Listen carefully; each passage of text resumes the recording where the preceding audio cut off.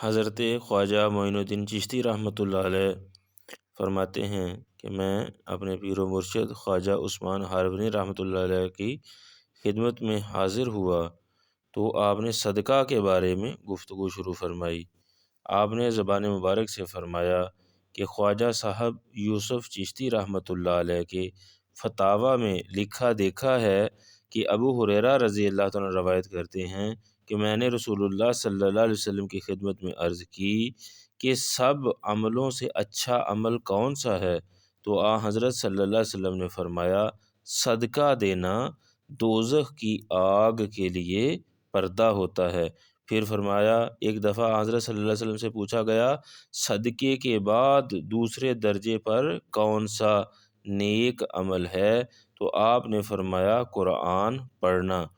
پھر فرمایا کہ عبداللہ ابن مبارک رحمۃ اللہ علیہ نے کہا میں نے 70 سال تک اپنے نفس کے ساتھ مجاہدہ کیا ہے، مجھے معلوم ہوا کہ میں نے مصیبتیں بہت اٹھائی ہیں لیکن بارگاہ الہی کا دروازہ نہیں کھلا۔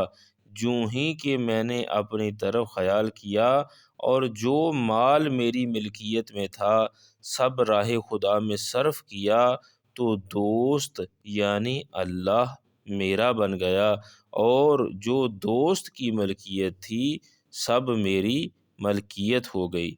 پھر فرمایا کہ ابراہیم ادہم رحمۃ اللہ علیہ نے آثار اولیاء میں لکھا ہے کہ 1 درہم صدقہ دینا 1 سال کی ایسی عبادت سے بہتر ہے جس میں دن کو روزہ رکھا جائے اور رات کو کھڑے ہو کر عبادت کی جائے۔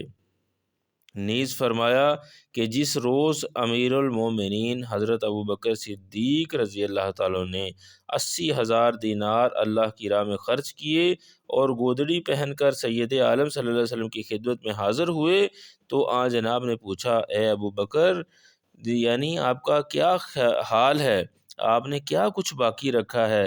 تو آپ نے عرض کی اے رسول اللہ صلی اللہ علیہ وسلم اللہ اور رسول میرے لیے کافی ہیں۔ جو ہی ابوبکر رضی اللہ عنہ نے فرمایا حضرت جبرائیل امین علیہ السلام گودڑی پہنے 70,000 مقرب فرشتوں کے ساتھ حاضر خدمت ہوئے اور سلام کے بعد عرض کی اے رسول اللہ صلی اللہ علیہ وسلم حکم الہی اس طرح پر ہے کہ آج ابوبکر نے ہماری راہ میں اپنا مال خرچ کیا ہے، اس کو ہمارا سلام دو اور کہو کہ تو نے وہ کام کیا ہے جس میں ہماری رضا تھی اور ہم وہ کام کرتے ہیں جس میں تیری رضا ہے۔ اور تمام فرشتوں کو حکم ہوا کہ ابوبکر کی موافقت کی وجہ سے سب گودڑی پہنیں، کیونکہ قیامت کے دن گودڑی پہننے والوں کو ابوبکر کی گودڑی کے صدقے میں ہم بخشیں گے۔ پھر فرمایا ایک دن امیر المومنین حضرت علی رضی اللہ تعالیٰ عنہ نے پوچھا اے رسول اللہ صلی اللہ علیہ وسلم قرآن شریف پڑھنا بہتر ہے یا صدقہ دینا؟ تو حضرت صلی اللہ علیہ وسلم نے فرمایا کہ صدقہ دینا بہتر ہے کیونکہ صدقہ دوزخ کی آگ سے بچاتا ہے۔ پھر فرمایا کہ ایک دن یہودی راستے میں کھڑا ایک کتے کو روٹی کا ٹکڑا کھلا رہا تھا، اتفاق سے خواجہ حسن بصری رحمۃ اللہ علیہ کا ادھر سے گزر ہوا۔ آپ نے اس سے پوچھا کہ یہ کیا کام کر رہا ہے، اس کا تجھے کچھ فائدہ نہیں، یعنی تو ایمان نہیں لایا؟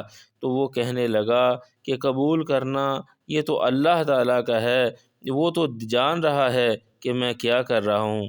تو الغرض خواجہ حسن بصری رحمۃ اللہ علیہ جب مکہ معظمہ پہنچے تو آپ نے خانہ کعبہ کے پاس ایک بندے کو سجدے کی حالت میں پایا۔ جب اس نے سر اٹھایا تو وہی شخص تھا۔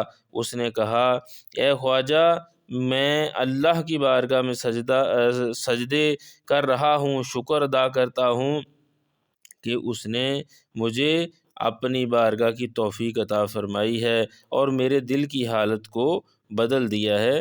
یہ یعنی بہت لمبی حکایت کا یہی مفہوم بنتا ہے کہ اللہ تعالیٰ نے اس کو ایمان کی توفیق عطا فرمائی۔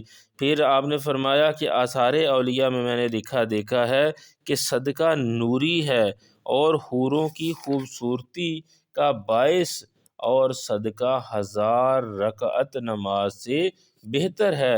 پھر فرمایا کہ جب قیامت کا دن ہوگا تو صدقہ دینے والوں کا ایک گروہ عرش کے نیچے مقام پائے گا، اور جن لوگوں نے موت سے پہلے صدقہ دیا ہے موت کے بعد وہ ان کے لیے گنبد بنے گا۔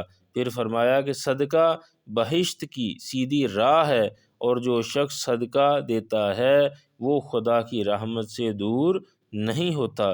پھر فرمایا کہ خواجہ حاجی رحمۃ اللہ علیہ کے جماعت خانہ میں نے ان اشخاص سے جو صبح سے شام تک آتے تھے کوئی بھی ایسا نہیں دیکھا جو کچھ کھا کر نہ جاتا ہو۔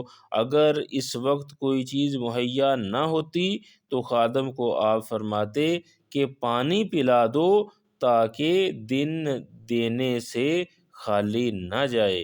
پھر فرمایا اے درویش، زمین سخی لوگوں پر فخر کرتی ہے، اور رات اور دن جب زمین پر چلتا ہے تو نیکیاں اس کے اعمال نامے میں لکھی جاتی ہیں۔ پھر فرمایا کہ سخی لوگ 1000 سال سب سے پہلے بہشت کی بو سونگھیں گے، اور ہر روز ان کو پیغمبری کا ثواب ملتا ہے۔